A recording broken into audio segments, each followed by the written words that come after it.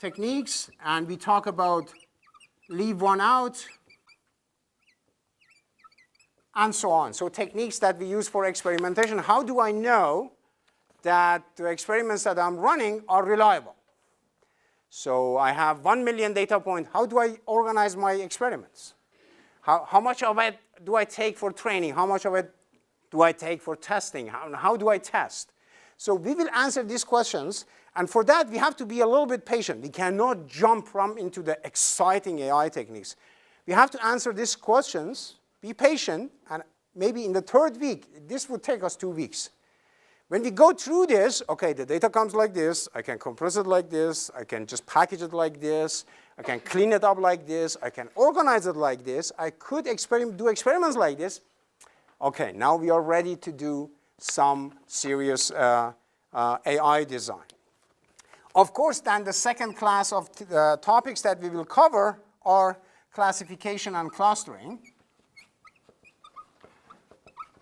Classification and clustering, which is not an exaggeration to say that 95% of things that you hear are about classification and clustering. So this is the big bulk of tasks that AI technologies are doing, and they are really good at it, specifically at classification.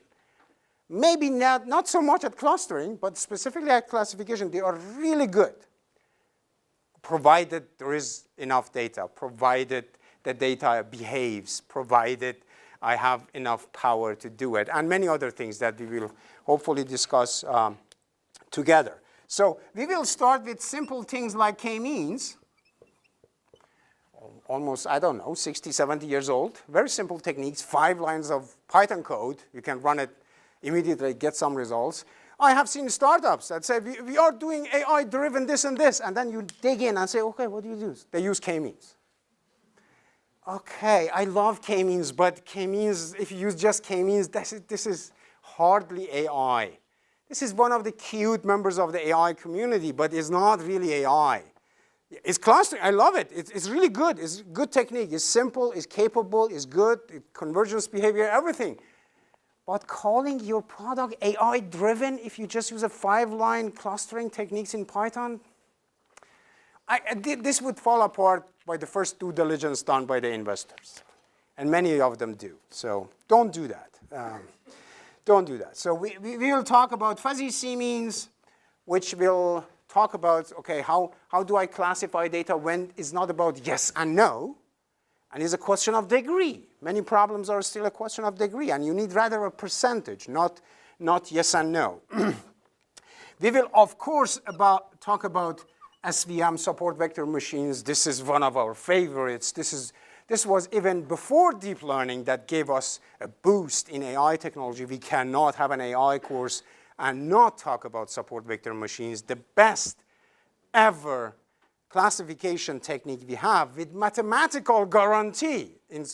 In contrast to many other AI techniques that doesn't give you any guarantee, support vector machine gives you guarantee in writing. What you find is optimal, which means nobody can do any better. So SVM is one of the best techniques we have, and we will definitely talk about it. And of course, we will talk about self-organizing maps, which almost before backpropagation networks were introduced, and they are one of the few unsupervised technologies.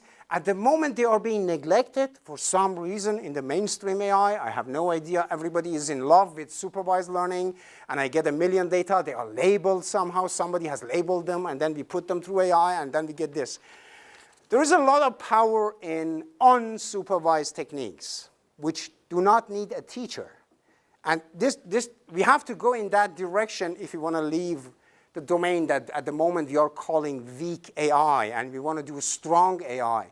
Strong AI is self-organizing. It doesn't need a teacher. It will pick up things that it needs. So we will talk about this sort of techniques. Okay, so then of course we will get really interesting with learning. So okay, how do we learn? How do we learn in AI? What does it mean to learn something? And here we have to stop with perceptron.